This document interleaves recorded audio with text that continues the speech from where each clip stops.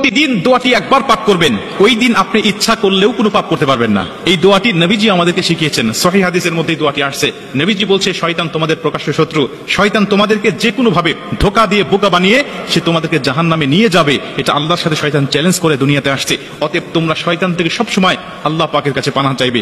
বান্দা পানাহ চাইতে দেরি হবে, আল্লাহ পাক শয়তান থেকে ওই বান্দাকে পৃথক করতে দেরি করবে না। কারণ আল্লাহ পাকও চান এই বান্দাগুলো জান্নাতে যাক, শয়তান যেন আমার বান্দাকে ধোঁকা দিয়ে বোকা বানাইতে না পারে।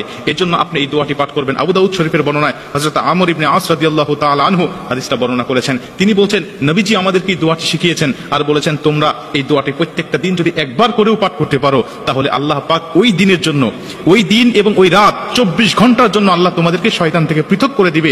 শয়তান ওই দিন ওই দোয়াটা পড়ার সঙ্গে সঙ্গে চিৎকার করে বলতে থাকে যে, তুই আজকে সারা দিনের জন্য, সারা রাত্রির জন্য আমার ওয়াসওয়াসা থেকে তুই দূরে চলে গেলি, আমার এরিয়ার, আমার কন্ট্রোলের বাইরে চলে গেলি, আমি তোকে ইচ্ছা করলেও আর ধোঁকা দিতে পারবো না।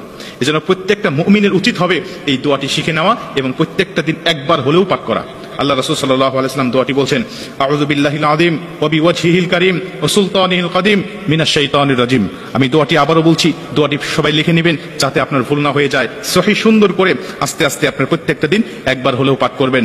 আউযু বিল্লাহিল আযীম ওয়া বিওয়াজহিল কারীম ওয়া সুলতানিল কাদিম মিনাশ শাইতানির রাজিম। নবীজি বলছে, তুমি এইভাবে আল্লাহ পাকের কাছে এই দোয়াটি পাঠ করে শয়তানের কাছ থেকে তুমি পানাহ চাও, আল্লাহ তোমাকে শয়তান থেকে অবশ্যই পানাহ করে দিবেন এবং শয়তানের ধোঁকা থেকে তুমি মুক্ত হয়ে যাবে। শয়তান তোমাকে ধোঁকা দিতে পারবে না। শোনো, এই শয়তান এমনই শয়তান যে অন্যান্য নবীদেরকেও গুমরাহ করার জন্য সে উঠে পড়ে লেগেছে, কিন্তু আল্লাহ নবীদেরকে স্পেশাল ভাবে প্রোটেক্ট দিয়ে আল্লাহ পাক তাদেরকে হেফাজত করেছে।